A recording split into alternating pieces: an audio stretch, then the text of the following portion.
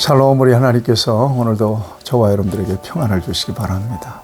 오늘 하나님께서 우리에게 주신 말씀은 예레미야 애가 1장 18절에서 22절까지는 말씀입니다.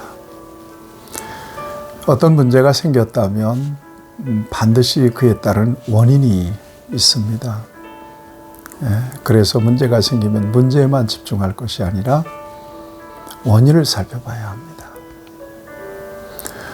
몸이 아파서 병원에 가면 의사 선생님들이 이것저것 질문을 참 많이 합니다. 어디가 아프세요? 언제부터 아프셨어요? 진단 질문입니다. 그리고는 청진기도 대보고 입 좀 벌려보세요. 혀 좀 내밀어 보세요.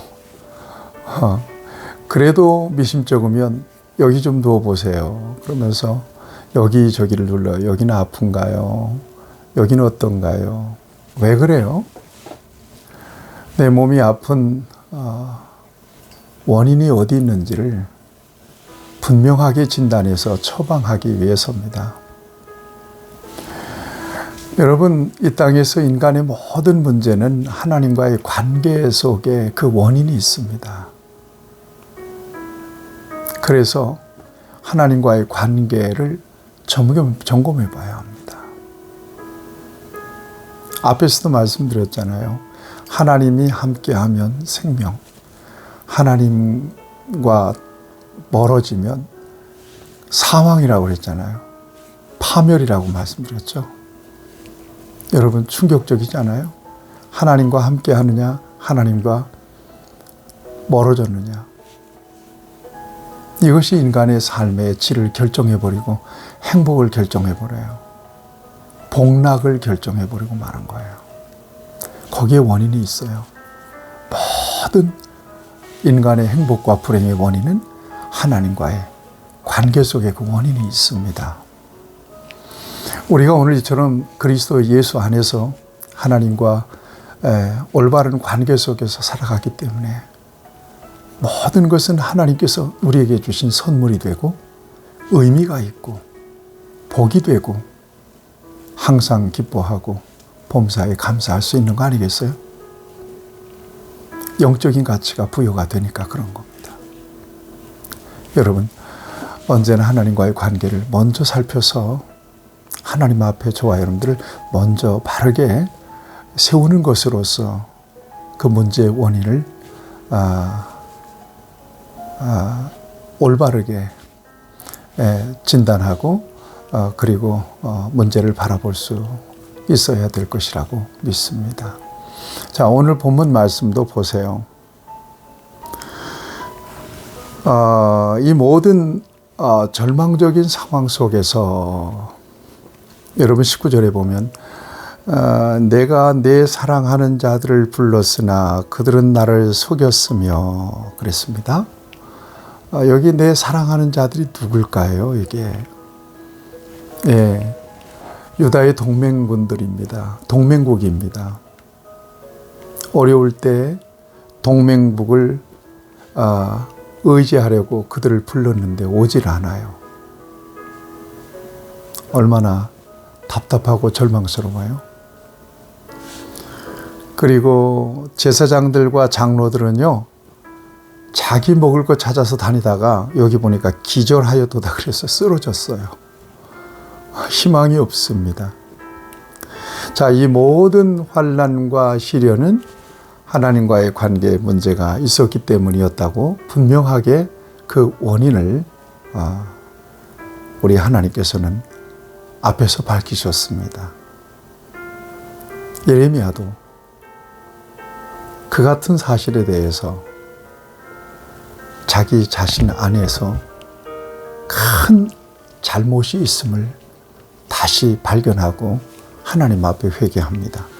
여러분 20절 말씀을 보시면 여호와여 보시옵소서 내가 환난을 당하여 나의 애를 다 태우고 나의 마음이 상하오니 나의 반역이 심히 크니이다.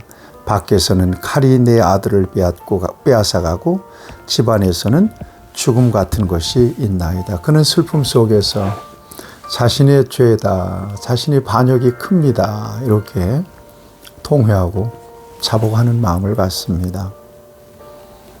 여러분, 그 지점에서 문제는 해결되는 거예요. 하나님과의 관계가 잘못되면 바르게 잡아야 문제는 해결돼요. 하나님과 어그러진 관계 속에서 아무리 문제만 잡아보려고 해도, 바르게 잡아보려고 해결하려고 해도 그 문제는 절대 해결이 안 되는 거예요. 그러니까 죄 때문에 하나님과 관계가 틀어졌다면 어떻게 해요? 죄의 문제를 어떻게 해야 돼요? 회개해야 돼요. 회개하면 그 죄의 문제를 하나님께서 용서해 주신다고 약속하셨거든요.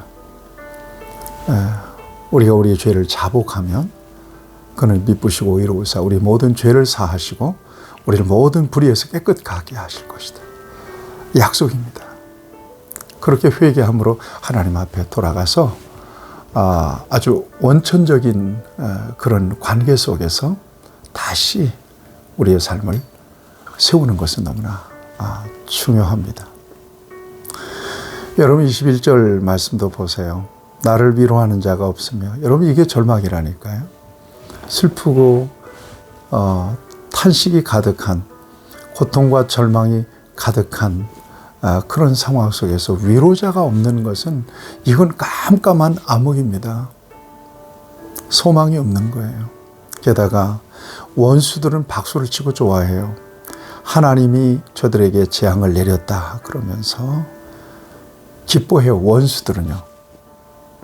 여러분, 내가 고난당하고 있는데 누군가 옆에서 쾌재를 부른다고 생각해 보세요. 이것은 그 고난의 고통과 시련과 그 절망이 가중되는 거 아니겠어요? 그들이 모든 죄악을 주 앞에 가지고 오게 하시고 나의 모든 죄악들로 말미암아 내게 행하신 것 같이 그들에게 행하옵소서. 나의 탄식이 많고 나의 마음이 병들었나이다. 이렇게 하나님 앞에 탄원하면서 기도하고 있는 예레미야의 모습을 봅니다. 문제는 반드시 원인이 있는 거죠. 원인은 한 가지입니다. 그 죄입니다. 죄의 문제를 발견해내고 진단해서 그 문제를 해결할 때 문제도 자연적으로 이렇게 해결되는 거죠. 여러분, 하나님이 진노하시는 날에 누구든 우리를 위로할 사람은 없습니다. 우리를 도와줄 사람도 없습니다. 하나님과 나와의 관계 속에서 그 문제를 해결해야만 됩니다. 방법은 한 가지입니다. 옷을 찢고 마음을 찢고 하나님께로 돌아가는 거예요. 통회하고 자복하고 하나님 앞에 돌아가는 것입니다. 그럴 때 그 모든 문제는 해결되는 것입니다. 그런 은혜가 저와 여러분 안에 언제나 있기를 축복합니다. 하나님 아버지, 오늘도 우리의 삶 가운데 어려움이 생긴 원인이 무엇인지를 다시 가르쳐 주셨습니다.